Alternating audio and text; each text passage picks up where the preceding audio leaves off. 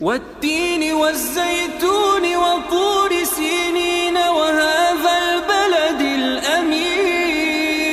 لقد خلقنا الإنسان في أحسن تقويم ثم رددناه أسفل سافلين إلا الذين آمنوا وعملوا الصالحات فلهم